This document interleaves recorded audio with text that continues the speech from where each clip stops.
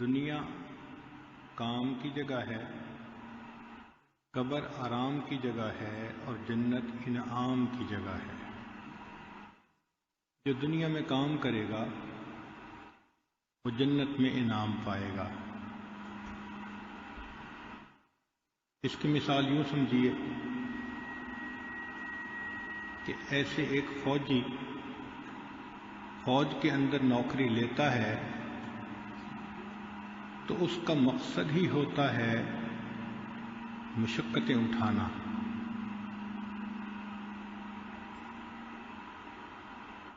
اس کو اپنے جسم کے اوپر مشقتیں اٹھانی پڑتی ہیں، محنت کرنی پڑتی ہے، ایکسرسائزز ہوتی ہیں، حتیٰ کہ اپنی جان بھی فدا کرنی ہوتی ہے۔ اسی طرح انسان دنیا میں آیا ہی مشقت اٹھانے کے لیے ہے۔ اگر کوئی یہ کہے کہ دنیا میں مشقت پیش آئی تو یہ حیرانی کی جگہ نہیں ہے۔ حیرانی کی جگہ یہ ہے کہ مشقت نہ آئے۔ عجیب بات تو یہ ہے کہ ہم میں سے ہر بندہ اس دنیا میں اپنی جنت سجانے میں لگا ہوا ہے۔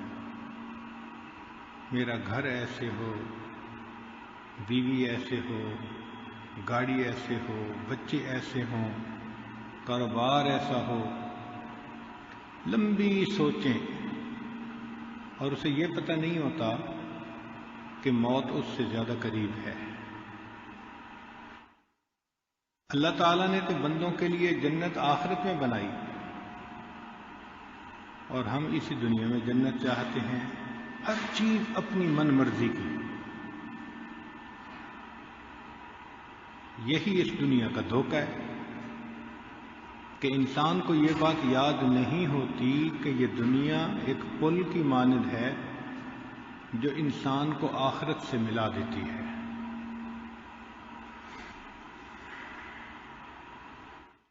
چنانچہ اس دنیا میں دو چیزیں انسان کے لیے بہت فتنہ ہیں، ایک شہوات اور دوسری شبہات۔ شہوات کی وجہ سے بھی انسان اللہ سے غافل ہو جاتا ہے اور شبہات کی وجہ سے بھی غافل ہو جاتا ہے۔ شہوات دو طرح کی ہیں، ایک کو شہوت شکم کہتے ہیں، کھانے پینے کی اشتہا۔ چنانچہ انسان حرام اور حلال کا خیال ہی نہیں رکھتا، بس اس کو مزیدار چیز کھانی ہے، اس کے اندر کنٹینٹس کیا ہیں اس کا پتہ نہیں ہوتا، وہ کس پیسے سے خریدی اس کا احساس نہیں ہوتا، اس کو اپنا پیٹ بھرنا ہے۔ اس کو شہوت شکم کہتے ہیں۔ اور جب انسان کے اندر یہ شہوت زیادہ ہو کھانے پینے کی تو اس میں شہوت فرج بھی زیادہ ہوتی ہے۔ شہوت فرج کہتے ہیں جو جنسی خواہش ہوتی ہے، اس لیے روزے رکھنے سے وہ شہوت کم ہوتی ہے اور پیٹ بھر کر کھانے سے وہ شہوت بڑھ جاتی ہے۔ حتیٰ کہ انسان بڑھاپے کی عمر کو چلا جاتا ہے، اسے آخرت یاد نہیں ہوتی، اس کا جی چاہتا ہے پھر کسی کنواری لڑکی سے میری شادی ہو جائے۔ وہ اپنی قبر کو بھول جاتا ہے، وہ اس بات کو بھول جاتا ہے کہ مجھے اللہ کے ہاں پیش ہونا ہے، اسے دنیا کی لذتیں یاد ہوتی ہیں۔ تو شہوت شکم کا انجام شہوت فرج ہوا کرتی ہے۔ اس لیے جو انسان چاہتے ہیں کہ ہماری نگاہ کنٹرول میں ہو، خیالات پاکیزہ ہوں، تو ان کو چاہیے کہ وہ کم کھائیں۔ شریعت یہ نہیں کہتی کہ انسان کھانا پینا ہی چھوڑ دے، مگر یہ ضرور کہتی ہے کہ تم کم کھاؤ حتیٰ کہ تمہارے اوپر شہوت غلبہ نہ کرے۔ اس کی ترتیب یہ ہے کہ جب انسان پیٹ بھر کر کھاتا ہے تو اس پر غفلت غالب آ جاتی ہے۔ آپ نے دیکھا ہوگا پیٹ بھر کر کھانے سے نیند آتی ہے، غفلت کی قسم ہے، اور انسان پیٹ بھر کر کھا لیتا ہے، اس کا کوئی اور کام کرنے کو دل نہیں چاہتا۔ تو پیٹ بھر کر کھانے سے غفلت زیادہ، اور غفلت زیادہ ہونے سے پھر شہوت زیادہ ہوتی ہے۔ جب انسان کے اندر شہوت زیادہ ہوگی تو گناہ بھی زیادہ ہوں گے،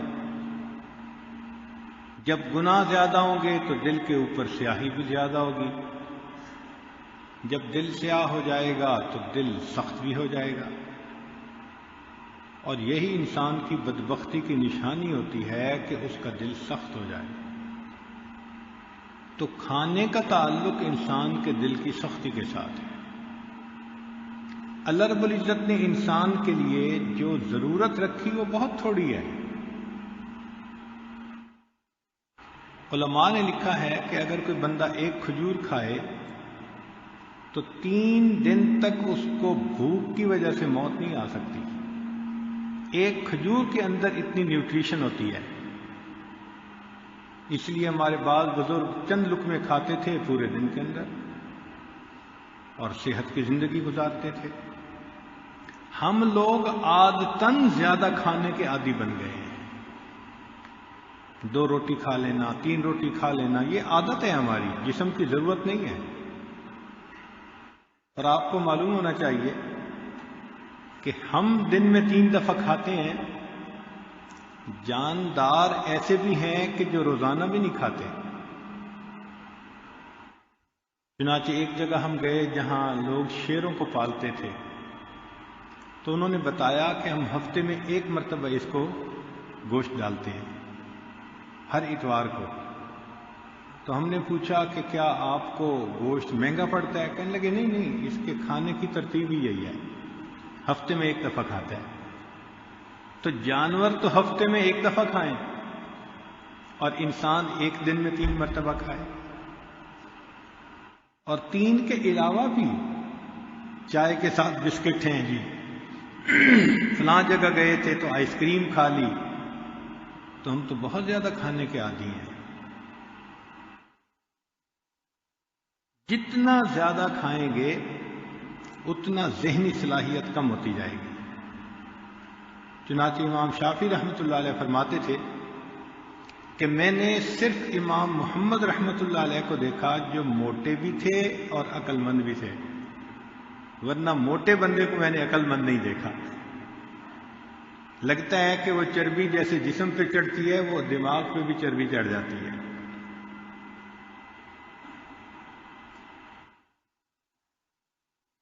تو جتنا انسان کم کھائے اتنا اس کا دماغ بیدار رہتا ہے، وہ بیدار مغز ہوتا ہے، اس پر غفلت نہیں ہوتی۔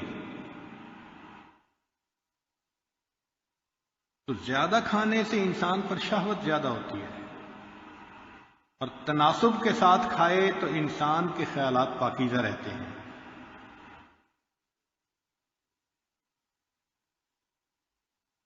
اور جب دل سخت ہو جاتا ہے تو پھر انسان کا نیکی کو جی نہیں چاہتا، نماز پڑھنے کو دل نہیں چاہتا، تلاوت کرنے کو دل نہیں چاہتا، حتیٰ کہ مسجد میں آنے کو دل نہیں چاہتا، نیک محفل میں آنے کو دل نہیں چاہتا، دل میں بغض ہو جاتا ہے ایک،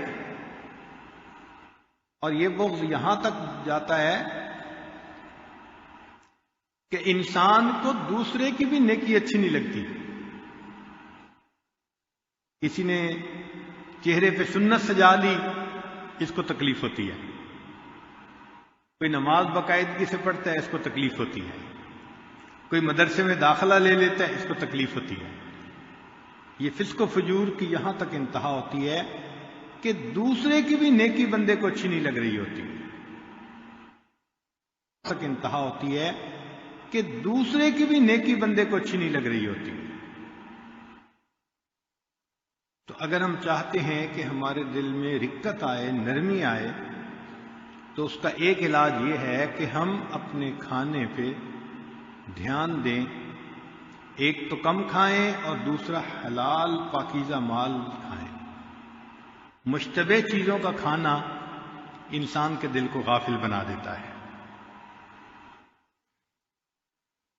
اور جب زیادہ کھاتا ہے تو پھر مال کی محبت بھی دل میں زیادہ آتی ہے۔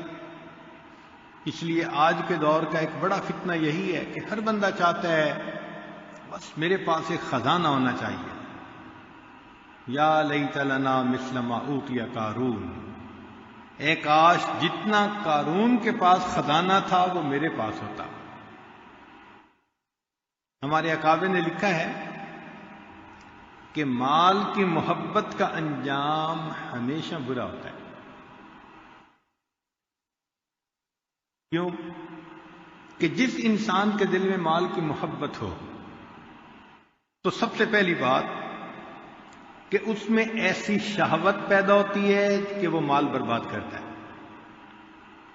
چنانچہ کتنے لوگ ہیں جن کو مال اللہ نے دیا اور ان کو شادیوں سے ہی فرصت نہیں ہوتی، اسی میں زندگی برباد ہو جاتی ہے،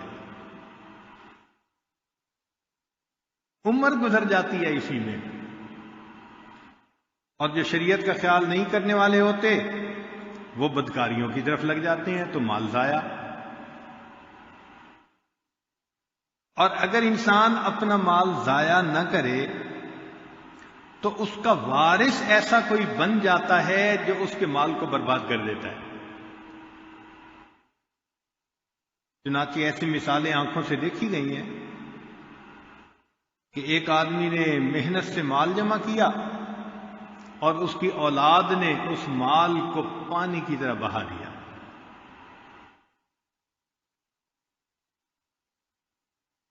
مشہور واقعہ ہے کہ ایک آدمی کی اتنی زمینیں تھیں کہ اس کی زمینوں میں ریلوے کے کئی اسٹیشن بنے ہوئے تھے، اس کی اپنی زمین میں،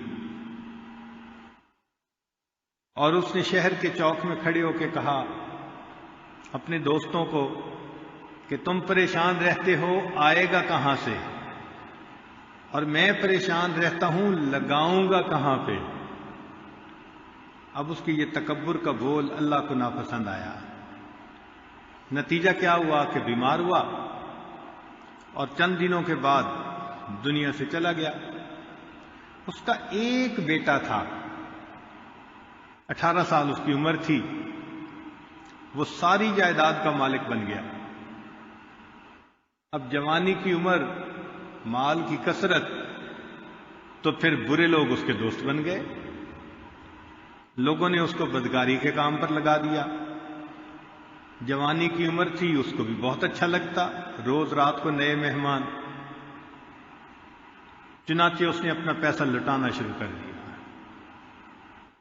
جب 2-4 سال اس نے خوب جی بھر کر اپنی جوانی کو برباد کیا تو کسی نے اس کو بیرون ملک کا راستہ دکھا دیا، تو پھر وہ باہر ملک جاتا اور وہاں کے کلبوں میں رات گزارتا اور لاکھوں روپیہ صرف کرتا۔ ایک وقت آیا کہ بینک میں جتنا پیسہ تھا وہ سارا کا سارا لگ گیا۔ پھر وہ آ کے زمین کو بیچتا اور باہر کا چکر لگا آتا، پھر زمین بیچتا، پھر چکر لگا کے آتا، حتیٰ کہ چند سال گزرے تو اس نے اپنی ساری زمینیں بیچ دی۔ ایک وہ وقت بھی آیا کہ جب جس مکان میں رہتا تھا اس نے مکان بھی بیچ دیا۔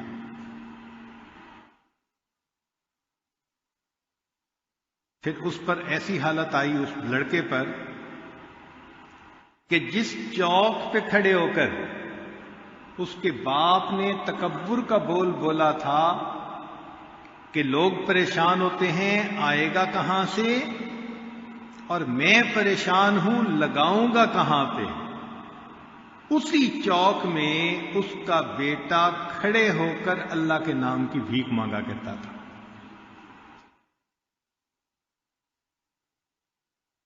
تو جو اس انسان کے دل میں مال کی محبت ہو، یا تو خود شہوتوں کے ذریعے مال برباد کر دیتا ہے، ورنہ اولاد ایسی ملتی ہے کہ وہ اس کا مال برباد کر دیتی ہے۔ تیسرا، اس کا مال اکثر اینٹ گارے میں ضائع ہو جاتا ہے، محلات بنتے ہیں، کروڑوں روپیہ اینٹ گارے میں لگ جاتا ہے،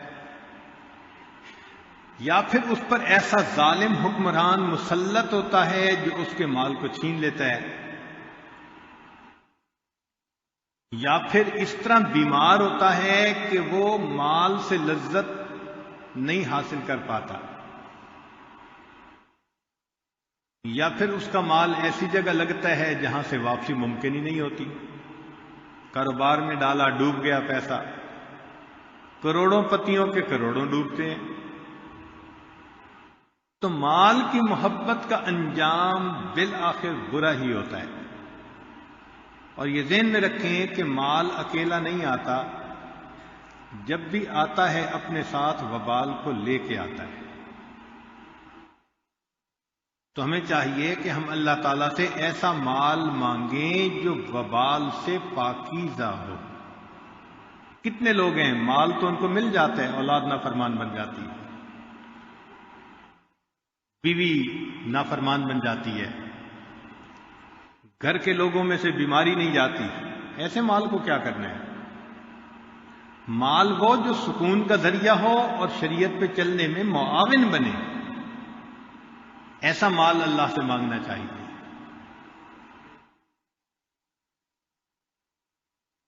جب ذہن میں یہ ہو کہ یہ دنیا کی زندگی چند روزہ ہے، دنیا کی زندگی چند روزہ ہے، تو پھر انسان اپنے مقصد کو نہیں بھولتا۔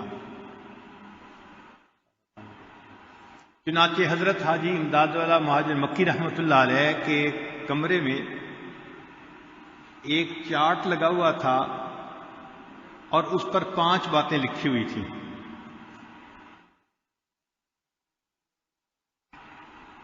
پہلی بات یہ لکھی ہوئی تھی کہ دنیا کے لیے اتنی محنت کرو جتنا تمہیں یہاں رہنا ہے۔ یہ پہلی بات لکھی ہوئی تھی کہ دنیا کے لیے اتنی محنت کرو جتنا تمہیں دنیا میں رہنا ہے۔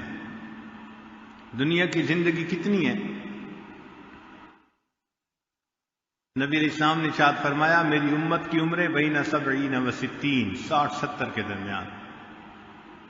ایسا بھی ہوگا کہ بچہ پیدا ہوتے ہی مرے گا، ایسا بھی ہوگا کہ 100 سال کا ہو کے مرے گا، لیکن ایوریج نکالیں گے تو 60-70 کی ایوریج، تو 60-70 کی تو ٹوٹل عمر ہے۔ اس عمر کے لیے دن رات ہم لگے ہوتے ہیں۔ تو وہ فرماتے ہیں کہ دنیا کے لیے اتنی محنت کرو جتنا تم نے دنیا میں رہنا ہے۔ سیدنا نوح علیہ السلام کی عمر 950 سال۔ جب ان کی وفات ہوئی تو اللہ رب العزت نے پوچھا اے میرے پیارے نبی علیہ السلام آپ نے دنیا کی زندگی کو کیسے پایا؟ تو جواب دیا کہ اللہ یوں محسوس ہوتا تھا کہ جیسے ایک مکان کے 2 دروازے ہیں، میں ایک میں سے داخل ہوا اور دوسرے دروازے سے باہر نکل آیا۔ 950 سال کی زندگی پر یہ کومنٹس ہیں ان کے، تو 60-70 سال کی زندگی تو خواب ہی نظر آئے گی۔ اور ان میں سے بھی ہم میں سے کتنے ایسے ہیں جو آدھی سے زیادہ گزار چکے۔ اب ہم جیسے لوگ جو 50-55 سے اوپر جا چکے، وہ تو اب زندگی کے ظہر اثر کا وقت گزار رہے ہیں، اور ظہر اثر کے بعد مغرب کے ہوتے ہوئے دیر نہیں لگا کرتی۔ اس عمر میں بھی پہنچ کے انسان کی شہوتیں ختم نہ ہوں تو وہ تو پھر اپنی آخرت کو برباد ہی کر رہا ہے۔ تو فرمایا کہ دنیا میں اتنی کوشش کرو جتنا تم نے دنیا میں رہنا ہے۔ دنیا میں ہمیشہ تو کوئی نہیں رہے گا۔ ایک بادشاہ نے محل بنوایا، اعلان کروایا کہ جو اس میں عیب نکالے گا اسے انعام دیں گے۔ اتنا اس کو ناز تھا کہ ہم نے اتنا اچھا محل بنوایا، لوگ آتے دیکھتے کوئی عیب نظر ہی نہ آتا۔ ایک فقیر گزرا ادھر سے، اس نے کہا کہ مجھے اس میں عیب نظر آتے ہیں۔ لوگ پکڑ کے بادشاہ کے پاس لے آئے۔ بادشاہ سلامت نے پوچھا تم کیا کہتے ہو؟ کہ بادشاہ سلامت اس میں 2 عیب ہیں۔ اس نے کہا کون سے؟ کہنے لگا بادشاہ سلامت، ایک عیب تو یہ کہ یہ محل ہمیشہ نہیں رہے گا، اور دوسرا عیب یہ کہ تو اس میں ہمیشہ نہیں رہے گا۔ بات تو ٹھیک ہے، کوئی ہمیشہ تو یہاں نہیں رہے گا، اس کو دنیا سے جانا ہے۔ نمرود نے اپنی جنت بنائی تو اس نے یہ دعا مانگی کہ اگر موت آئے تو ایسی نہ دن ہو نہ رات ہو، نہ میں اندر ہوں نہ میں باہر ہوں، نہ میں اوپر ہوں نہ میں نیچے ہوں۔ اس کے ذہن میں یہ تھا کہ ایسی صورت تو کبھی ممکن ہی نہیں ہو سکتی۔ اللہ نے اس کی دعا قبول کر لی، چنانچہ اس نے باغ ارم بنوایا۔ جب بن گیا تو اس نے کہا کہ میں اس کو دیکھنے کے لیے آؤں گا، تو اپنی گھوڑے پہ سوار ہوا اور باغ دیکھنے کے لیے چلا۔ اللہ کی شان کہ جب دروازے پر پہنچا تو پتہ چلا کہ دروازے کی ہائٹ کم تھی اور یہ گھوڑے پر بیٹھا ہوا تھا تو ہائٹ اونچی تھی۔ اب دو صورتیں تھیں، یا تو نیچے اتر آتا تب اندر جا سکتا تھا، تو اس نے سوچا کہ نیچے اترنے کی بجائے میں بس ایک پاؤں گھوڑے سے نیچے کر کے اور گزر جاتا ہوں۔ چنانچہ گھوڑے کے اوپر بیٹھا ہوا تھا، اس نے ایک پاؤں ہٹایا اور ذرا نیچے ہوا، یعنی کیفیت کیا بنی؟ نہ اوپر نہ نیچے، اور گھوڑے کے دو پاؤں اندر تھے اور دو باہر، نہ اندر نہ باہر، اور ادھر سورج آدھا غروب اور آدھا طلوع۔ اللہ نے اس وقت میں اس کو موت عطا فرما۔ موت سے انسان کیسے بچ سکتا ہے؟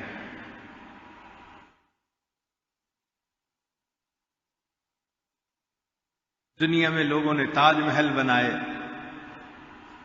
چلے گئے، احرام مصر بنائے، ہزاروں مزدوروں نے کام کیا، دنیا کا عجوبہ کہلواتا ہے، چلے گئے سارے، کوئی بچا تو نہیں نا آخر۔ تو دنیا کی زندگی عارضی ہے اور بالآخر انسان کو چلے جانا ہے۔ ہماری دنیا کی زندگی 100 سال کی اگر ہو تو آخرت کا ایک دن 70,000 سال کا ایک دن، اس ایک دن کے حساب سے اندازہ لگائیں تو دنیا کی زندگی 2.5 منٹ بنتی ہے۔ آخرت کے حساب سے ہم 2.5 منٹ دنیا میں ہیں۔ اب 2.5 منٹ انسان مستیاں کرے اور آخرت کے عذاب کو اپنے اوپر لے لے، یہ کہاں کی عقل مندی ہے؟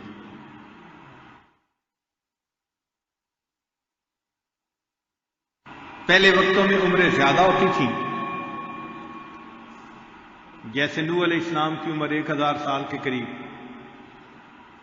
تو اس زمانے میں ایک عورت نبی علیہ السلام کے پاس آئی اور کہنے لگی کہ حضرت میری اولاد زندہ نہیں رہتی، بچپن میں فوت ہو جاتی ہے، آپ دعا فرمائیں۔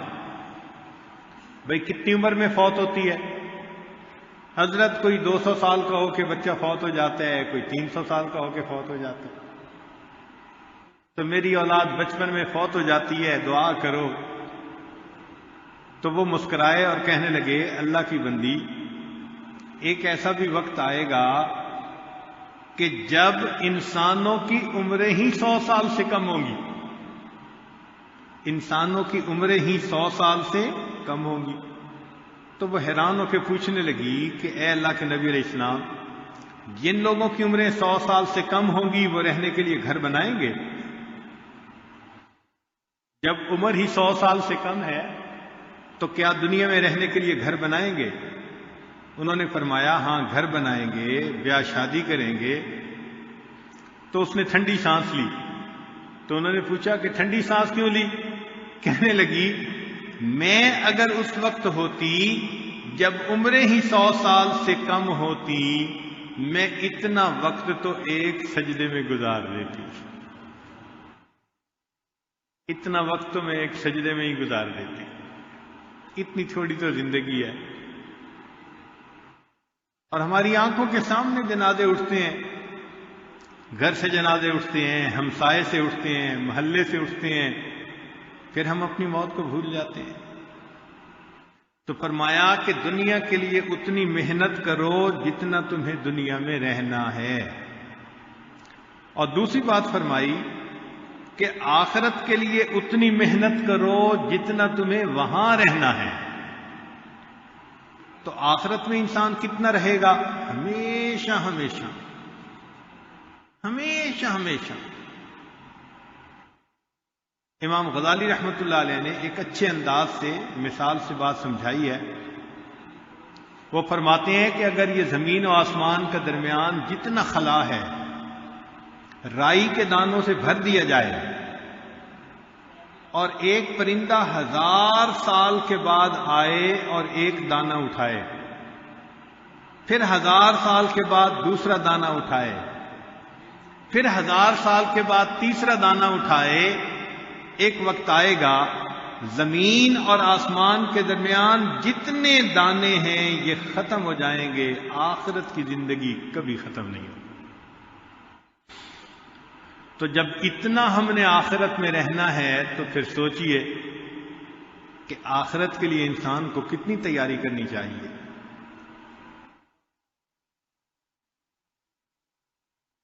اس لیے نبی اسلام نے فرمایا اہل جنت کو کسی بات پہ حسرت نہیں ہوگی سوائے ان لمحات کے جو دنیا میں انہوں نے غفلت کے اندر گزارے ہوں گے۔ ایک حدیث پاک میں ہے کہ انسان جب نیک اعمال کرتا ہے تو فرشتے اس کے لیے جنت میں محل بنانا شروع کر دیتے ہیں، پھر کام روک دیتے ہیں۔ تو دوسرے فرشتے پوچھتے ہیں کہ تم نے کام کیوں روکا؟ وہ کہتے ہیں کہ ہمارے پاس را مٹیریل ختم ہو گیا ہے، کیونکہ یہ بندہ پہلے عبادت کر رہا تھا، محل بن رہا تھا، عبادت ختم کر دی تو محل بننا بند ہو گیا۔ اس کا مطلب یہ کہ ہم دنیا میں جو نیک اعمال کرتے ہیں ان کے ذریعے اللہ آخرت میں ہماری جنت بنا رہے ہوتے ہیں۔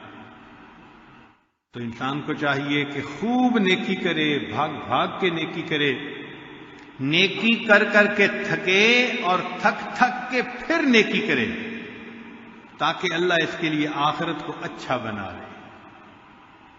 آج تو جو آدمی آخرت کی تیاری میں لگا ہو تو لوگ کہتے ہیں او جی اس نے تو اپنی زندگی تباہ کر لی، اس نے تو اپنی زندگی تباہ کر لی، حالانکہ آخرت تو اصل ہے۔ دنیا کی زندگی تو بالآخر ڈھلتی چھاؤں ہے، چلی جائے گی۔ ہم نے بچپن میں کتابوں میں ایک واقعہ پڑھا تھا کہ ایک ملک تھا جس میں کئی جزیرے تھے، ایک جزیرے پہ آبادی تھی اور دور جزیرہ تھا اس کے اوپر سکول تھا۔ تو بچے یہاں کشتی کے ذریعے اپنے سکول روزانہ جاتے تھے۔ ایک دن ان بچوں کے دل میں شرارت آئی تو انہوں نے سوچا کہ یہ جو بوڑھا ہے نا ملاح، ہم اس کے ساتھ مذاق کریں۔ تو ان میں سے ایک نے پوچھا ملاح سے کہ آپ نے میتھمیٹکس پڑھا ہوا ہے؟ اس نے کہا نہیں۔ تو سب ہنسنے لگ گئے اور کہنے لگے اگر آپ نے میتھمیٹکس نہیں پڑھا تو آپ نے تو اپنی آدھی زندگی تباہ کر لی۔ پھر تھوڑی دیر کے بعد دوسرے کی باری آئی، اس نے پوچھا کہ بابا جی آپ نے فزکس پڑھی ہے؟ اس نے کہا نہیں۔ وہ پھر ہنسنے لگے کہ اگر آپ کو فزکس کا نہیں پتا آپ نے تو اپنی آدھی زندگی تباہ کر لی۔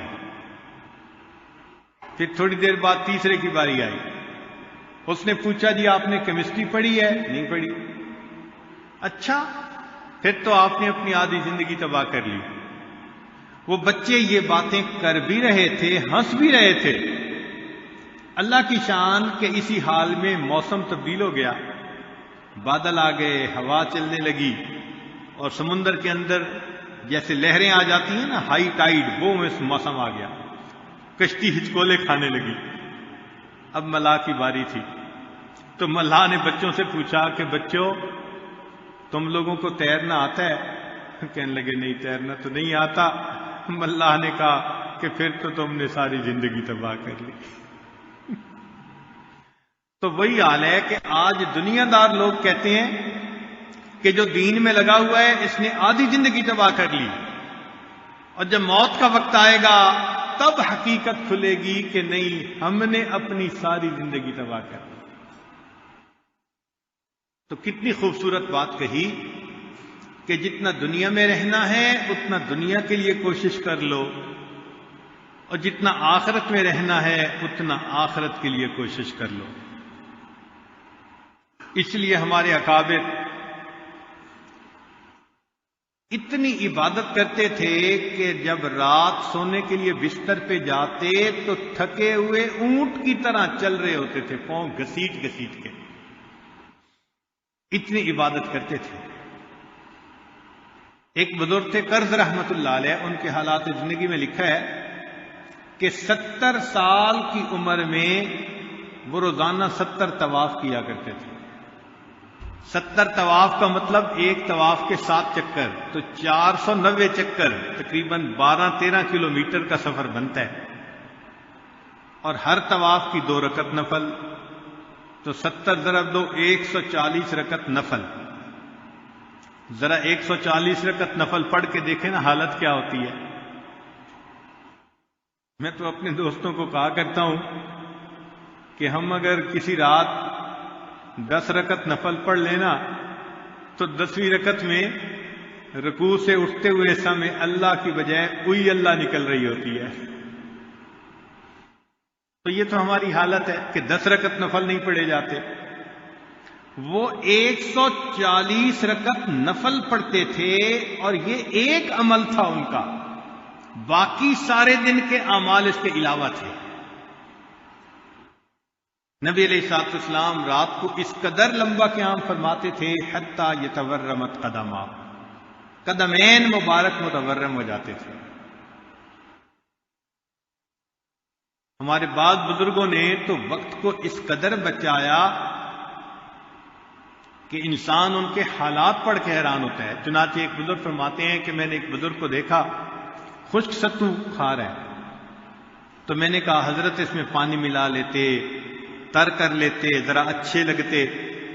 تو فرمانے لگے کہ میں نے خشک ستو کھانے کا بھی وقت کا اندازہ لگایا اور تر ستو کھانے کا بھی اندازہ لگایا۔ تر کر کے کھانے میں وقت زیادہ لگتا ہے، میں پچھلے 20 سال سے خشک ستو پھانک کے گزارا کر لیتا ہوں، جو وقت بچتا ہے اس میں 70 مرتبہ سبحان اللہ پڑھ لیتا ہوں۔ کھانے میں بھی اپنا وقت بچاتے تھے۔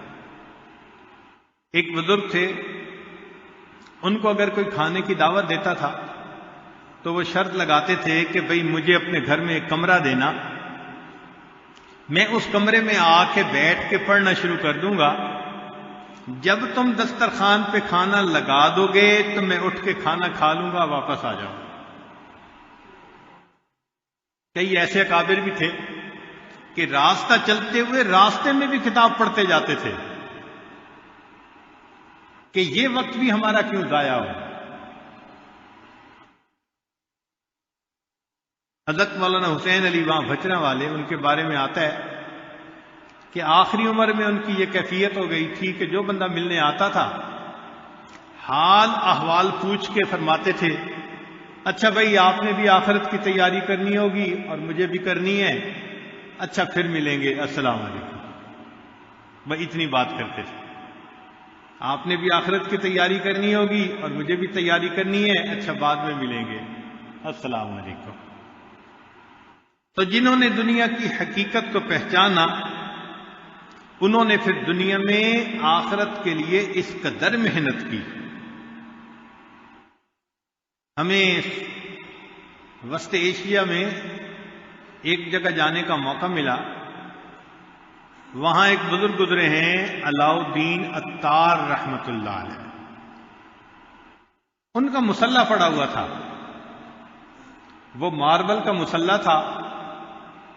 عجیب بات کہ اس کے اوپر وہ نماز پڑھتے تھے اور نماز پڑھنے کی وجہ سے مصلی پر پاؤں گھٹنوں سجدے کے نشان پڑ گئے تھے۔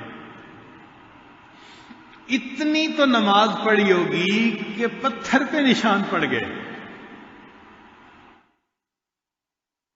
نشان سجود تیری جبی پر ہوا تو کیا، کوئی ایسا سجدہ کر کے زمین پر نشان رہے۔ تو جو وہاں کے سجادہ نشین تھے انہوں نے اجازت دی کہ جی آپ اس کے اوپر 2 نفل پڑھ لیجئے۔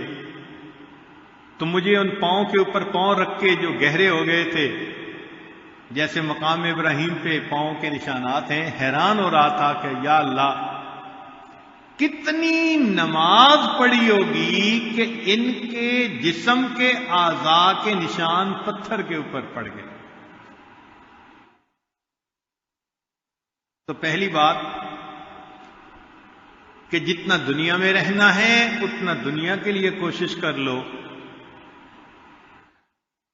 اور دوسری بات کہ جتنا آخرت میں رہنا ہے اتنا آخرت کے لیے کوشش کر لو، اور تیسری بات کہ اللہ کی رضا کے لیے اتنی محنت کرو جتنا تم اللہ کے محتاج ہو۔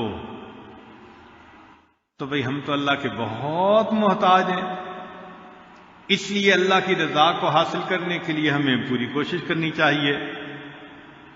کہتے ہیں نا ربا تو راضی تے سارا جگ راضی۔ جس بندے سے اللہ راضی ہو جاتے ہیں سارا جگ اس سے راضی ہو جاتا ہے، اور جس سے اللہ ناراض ہو جاتے ہیں ساری دنیا ناراض ہو جاتی ہے۔ یہ خزاں کی فصل کیا ہے فقط ان کی چشم پوشی، یہ خزاں کی فصل کیا ہے فقط ان کی چشم پوشی، وہ اگر نگاہ کر دے تو ابھی بہار آئے۔ جب رحمت کی نظر ہٹ جاتی ہے تو بس انسان کی زندگی میں خزاں آ جاتی ہے، جب اللہ کی رحمت کی نظر ہو جاتی ہے تو زندگی میں بہار آ جاتی ہے۔ دنیا کہتی ہے او جی دریا میں رہنا مگر مچھ سے بیر۔ اس کا مطلب کیا کہ اگر دریا میں رہنا ہو تو مگر مچھ کے ساتھ بیر اچھا نہیں ہوتا، تو بھئی دنیا میں رہنا اور دنیا کے بنانے والے سے بیر، یہ کیسے ہو سکتا ہے؟ تو ہمیں اللہ تعالیٰ کو راضی کرنے کی اتنی کوشش کرنی چاہیے جتنا ہم اللہ کی رضا کے محتاج ہیں۔ جب اللہ تعالیٰ کسی بندے سے خفا ہوتے ہیں تو پھر اس کو تگنی کا ناچ نچا دیتے ہیں، سونے کو بھی ہاتھ لگاتے ہیں تو مٹی بن جاتی ہے، ذلتیں ملتی ہیں، انسان گھر بیٹھے بٹھائے ذلیل ہو جاتا ہے۔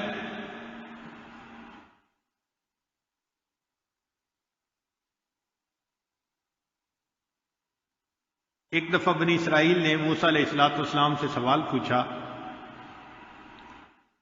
حضرت ہمیں کیسے پتہ چلے کہ اللہ تعالیٰ ہم سے راضی ہیں؟ تو حضرت موسیٰ علیہ السلام کو طور پر گئے اور انہوں نے اللہ تعالیٰ سے سوال پوچھا، اللہ میری قوم پوچھ رہی ہے کہ کیسے پتہ چلے کہ آپ ہم سے راضی ہیں؟ تو رب کریم نے جواب میں فرمایا کہ اے میرے پیارے موسیٰ علیہ السلام یہ کام تو آسان ہے، ان لوگوں سے کہہ دیجئے کہ یہ اپنے دل میں جھانک کر دیکھیں، اگر یہ اپنے دل میں مجھ سے راضی ہیں میں پروردگار ان سے راضی ہوں، اور اگر اپنے دل میں یہ مجھ سے خفا ہے میں ان سے خفا ہوں۔ چنانچہ آج کتنے لوگ ہیں جو اپنے حالات میں اللہ سے راضی ہوتے ہیں، شکوے، یہ نہ ملا، یہ نہ دیا، ایسا نہ ہوا، ایسا نہ ہوا۔ اگر ہمارے دل میں شکوے ہیں تو اس کا مطلب اللہ کے ہاں بھی ہمارا وہ مقام نہیں ہو سکتا۔ چوتھی بات، صرف اسی سے مانگو جو کسی کا محتاج نہیں۔ تو بھئی اللہ تعالیٰ ہی کی ذات ہے جو کسی کی محتاج نہیں، باقی مخلوق تو سب محتاج ہے، جس سے بھی مانگیں گے وہی محتاج ہوگا۔ تو محتاج سے کیا مانگنا؟ کہتے ہیں کہ ایک آدمی تھا تو وہ گیا بادشاہ کے دروازے پر، تو کسی نے کہا بھئی ذرا صبر کرو کہ بادشاہ سلامت نماز پڑھ رہے ہیں۔ وہ رک گیا، تھوڑی دیر بعد پوچھا بھئی اب فارغ ہوئے؟ کہنے لگا نہیں ابھی وہ دعا مانگ رہے ہیں۔ تو اس نے دل میں سوچا کہ جب خود بادشاہ ہی اللہ سے مانگ رہا ہے تو میں اس بادشاہ پہ دروازے کے مانگنے کے لیے کیوں آیا؟ مجھے بھی چاہیے میں بھی اللہ سے مانگوں۔ تو فرمایا کہ صرف اسی سے مانگو جو کسی کا محتاج نہیں۔ اکثر دیکھا ہے کہ جو لوگ مخلوق سے امیدیں لگاتے ہیں ان کی امیدیں ٹوٹ جاتی ہیں۔ برا وقت آنے پہ کوئی ساتھ نہیں دیتا الا ماشاء اللہ۔ جب وقت بدلتا ہے نا لوگوں کی نگاہیں بھی بدل جاتی ہیں۔ اس لیے خوشیاں آتی ہیں تو تقسیم کرنے والے کئی ہوتے ہیں، جب غم آتا ہے تو جھیلنے کے لیے انسان اکیلا ہوتا ہے۔ تو فرمایا کہ صرف اسی سے مانگو جو کسی کا محتاج نہیں۔ اور آخری بات فرمایا کہ گناہ اتنا کرو جتنا عذاب سہنے کی طاقت ہے۔ بھئی ہم میں تو عذاب سہنے کی طاقت بالکل ہی نہیں ہے، ہم سے تو دھوپ کی گرمی برداشت نہیں ہوتی، بھلا جہنم کی گرمی کہاں برداشت ہوتی۔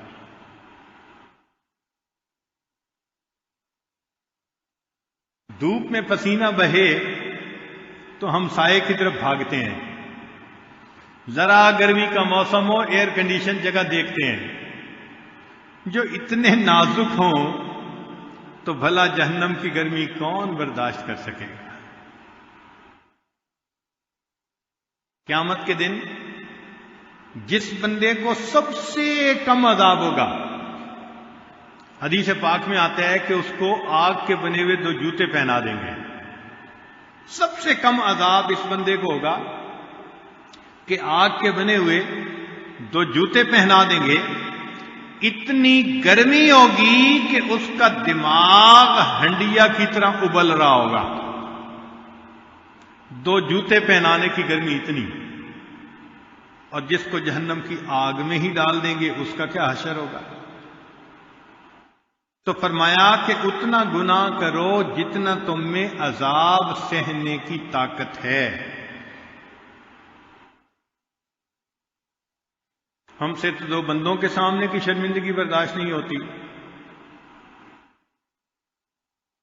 2 بندوں کے سامنے کوئی ڈانٹ پلا دے نا تو ہم سے یہ غم نہیں برداشت ہوتا، اور جی انہوں نے لوگوں کے سامنے مجھے ذلیل کیا۔ اور قیامت کے دن تو ساری مخلوق ہوگی، ان کے سامنے انسان کے پول کھلیں گے، تو پھر اس دن کی ذلت کون برداشت کر سکے گا؟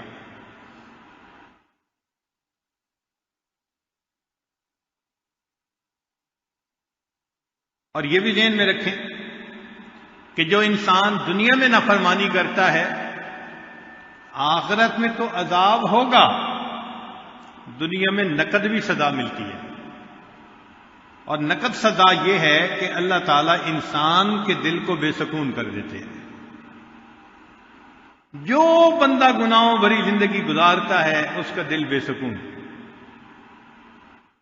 یہ امیروں وزیروں کی زندگیوں کو ذرا قریب سے دیکھو، ایئر کنڈیشن کمرے، لحاف لے کے لیٹے ہوتے ہیں، نیند نہیں آتی تو پھر نیند کی گولیاں کھانی پڑتی ہیں۔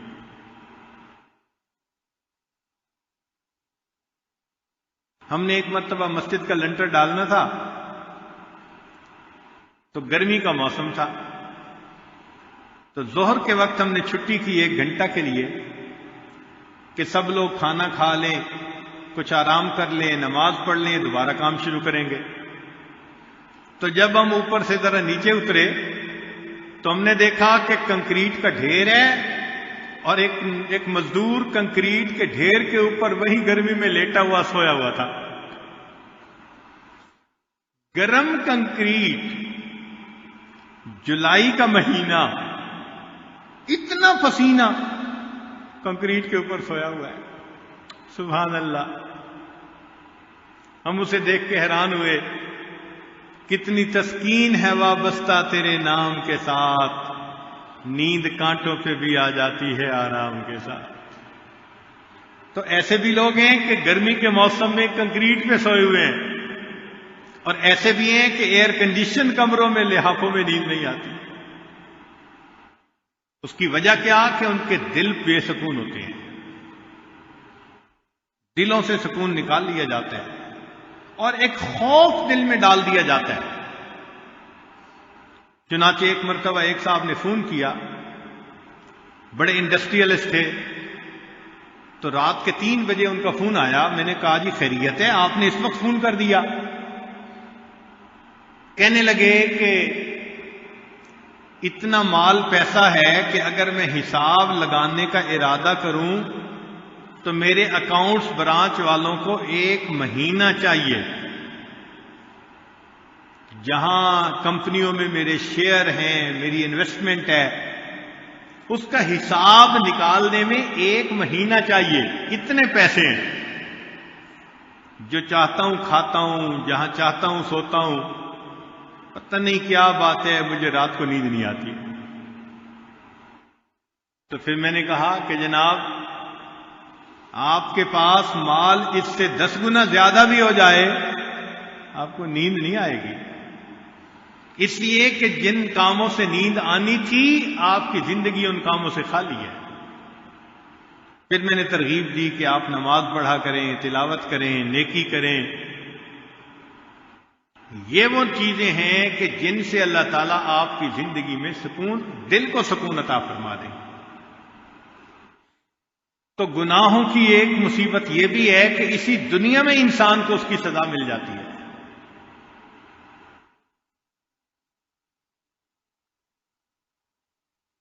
ایک فرسٹ کلاس گزٹڈ آفیسر کا واقعہ ذرا سنا دو بات مکمل کرنے سے پہلے۔ ایک صاحب تھے، گریڈ 21-22 کے وہ آفیسر تھے، کروڑوں پتی، رشوت کا مال خوب جمع کیا تھا۔ اللہ کی شان کہ اس نے ایک جگہ پر کوٹھی بنائی اور کوٹھی مسجد کے بالکل قریب تھی۔ جب وہ وہاں شفٹ ہوئے تو رات کو سوئے ہوئے تھے کہ فجر کی اذان دی مؤذن نے، تو جب سپیکر پہ اذان ہوئی تو اس کی آنکھ کھل گئی۔ تو یہ بڑا غصے ہوا کہ مولوی صاحب نے میری نیند خراب کر دی۔ اگلے دن اس نے مؤذن کو بلوایا اور اس کو ڈانٹا کہ میں اس وقت سویا ہوا ہوتا ہوں اور میری نیند خراب ہوتی ہے، تم آئندہ کے بعد سپیکر پہ اذان مت دیا کرو۔ وہ مؤذن بیچارہ، اس نے لوگوں کو بتایا کہ جی میں فجر کی اذان تو سپیکر میں نہیں دے سکتا، یہ صاحب منع کرتے ہیں۔ محلے کے جو بوڑھے تھے انہوں نے کہا کہ بھائی مسلمانوں کا ملک ہے، ہم بوڑھے لوگ تو گھڑی سے وقت بھی نہیں دیکھ سکتے، ہم تو اذان کے انتظار میں ہوتے ہیں کہ اذان آئے تو ہم مسجد پہنچیں۔ تو میاں آپ اذان دو، ان کو بتا دو کہ اگر ان کو بری لگتی ہے تو یہ گھر کہیں اور بنا لیں، مسجد کے ساتھ گھر کیوں بنایا۔ اگلے دن مؤذن نے پھر اذان دی، بڑا غصہ آیا۔ اسی وقت اٹھ کے یہ بندہ مسجد میں آیا اور اس نے آ کے مؤذن کو ایک تھپڑ لگایا۔ تجھے میں نے کہا تھا کہ تو نے اذان نہیں دینی سپیکر پہ، تو نے کیوں اذان دی، میری نیند خراب کر دی۔ بس اس کا یہ تکبر تھا کہ اللہ تعالیٰ کی اس پر پکڑ آ گئی۔ کیا ہوا کہ چند دنوں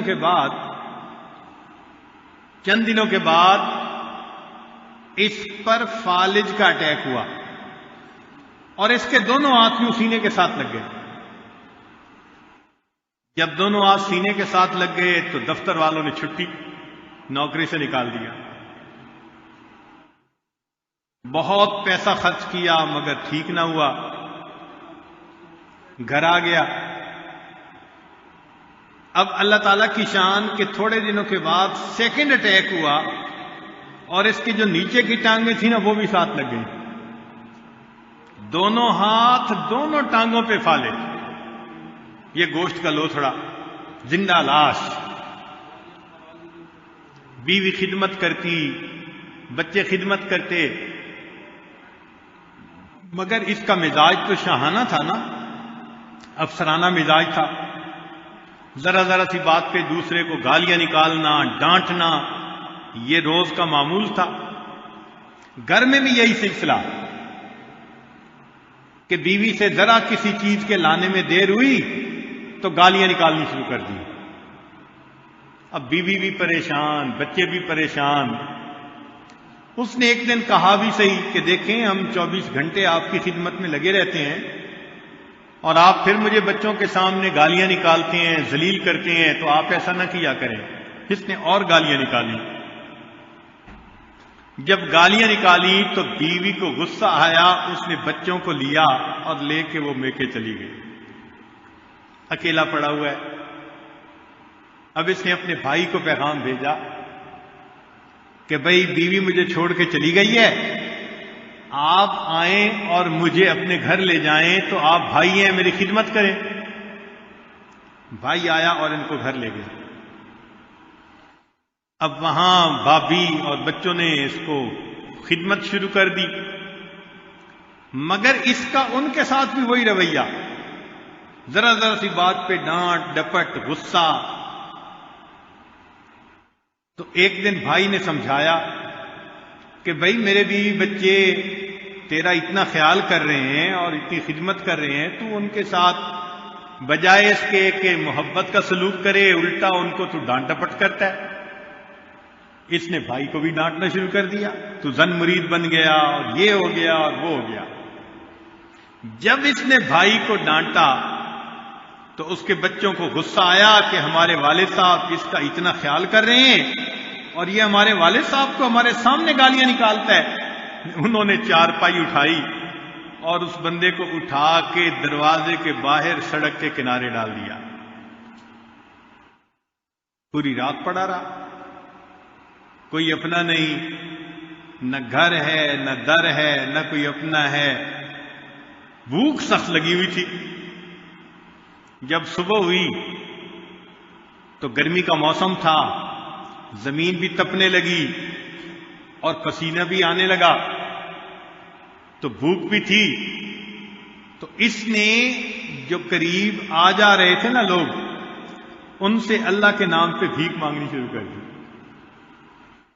کہ اللہ کے لیے مجھے کوئی کھانا دے دے، میں بہت بھوکا ہوں، میں کچھ نہیں کھایا۔ ایک نوجوان آیا اور اس نے آ کے کچھ 10 روپے دینے۔ اس نے کہا میں پیسے کو کیا کروں گا، آپ کھانا لائیں اور مجھے کھلائیں۔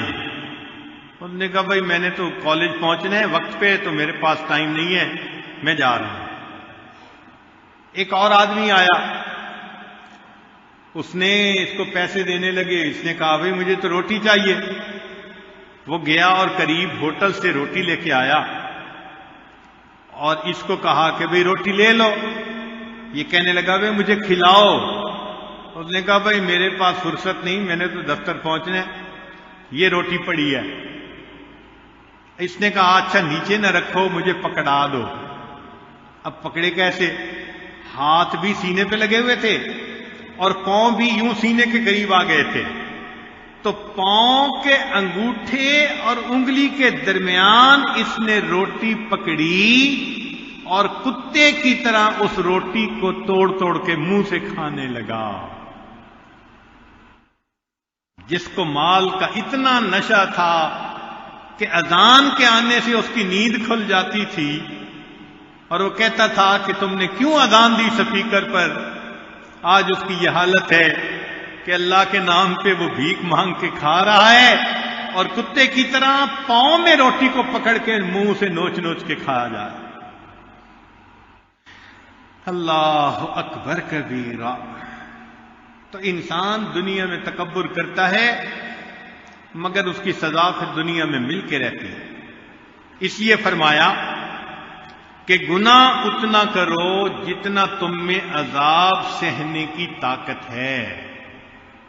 حضرت مفتی محمد شفیع رحمۃ اللہ علیہ فرمایا کرتے تھے کہ تم جتنا چاہو گناہ کرو، اگر اللہ تعالی نے تمہاری اسی زندگی کو جہنم کا نمونہ نہ بنا دیا تو میرا نام بدل دیتا۔ اور واقعی ایسا ہوتا ہے کہ جو انسان گناہوں میں لگتا ہے اسی دنیا میں اور پھر کہتا ہے جی اس جینے سے تو مر جانا اچھا تھا، پریشان ہے تو کہہ رہا ہے نا کہ جینے سے مر جانا اچھا تھا، تو بہتر ہے انسان گناہ ہی نہ کرے۔ تو یہ 5 باتیں تھیں جو حضرت حاجی امداد اللہ مہاجر مکی رحمت اللہ علیہ کے کمرے میں انہوں نے لکھ کر لگائی ہوئی تھیں۔ پہلی بات، دنیا کے لیے اتنی محنت کرو جتنا تمہیں دنیا میں رہنا ہے۔ دوسری بات، آخرت کے لیے اتنی محنت کرو جتنا آخرت میں رہنا ہے۔ اور تیسرا، اللہ کی رضا کے لیے اتنی محنت کرو جتنا تم اس کے محتاج ہو۔ اور چوتھی بات، صرف اسی سے مانگو جو کسی کا محتاج نہیں۔ اور 5ویں بات کہ گناہ اتنا کرو جتنا تم میں عذاب سہنے کی طاقت ہے، اور ہم میں تو بالکل ہی طاقت نہیں عذاب سہنے کی۔ لہذا آج کی اس مجلس میں ہم اللہ رب العزت کے حضور یہ فریاد کرتے ہیں کہ اے کریم آقا، ہم پر رحمت کی نظر فرما دیجئے، ہمیں گناہوں کی ذلت سے بچا دیجئے۔ ہم تو دنیا میں 2 بندوں کے سامنے کی ذلت برداشت نہیں کر سکتے، کل قیامت کے دن ساری مخلوق کے سامنے کی ذلت کیسے برداشت کریں گے؟ اسی لیے تو علامہ اقبال نے ایک شعر کہا تھا، تو غنی از ہر 2 عالم من فقیر۔ اللہ تو 2 عالم سے غنی ہے، میں فقیر ہوں، روز محشر عذرہائے من پذیر۔ اللہ قیامت کے دن میرے عذروں کو قبول کر لیجئے گا۔ گر تمی بینی حسابم ناگزیر، اور اگر آپ یہ فیصلہ کر لیں کہ میرا حساب لازمن لینا ہے تو اے اللہ از نگاہ مصطفیٰ پنہا بگیر، اللہ مصطفیٰ کریم کی نظروں سے اوجھل میرا حساب لے لینا۔ میرے پلندے ان کے سامنے کھلیں گے، کتنی شرمندگی ہوگی۔ تو آج وقت ہے ہم اپنے گناہوں سے سچی توبہ کر کے اپنے اللہ سے اپنے گناہوں کو بخشوا لیں۔ پروردگار عالم دنیا اور آخرت میں ہمیں اپنی حفاظت عطا فرمائے۔ وآخر دعوانا ان الحمد للہ رب العالمین۔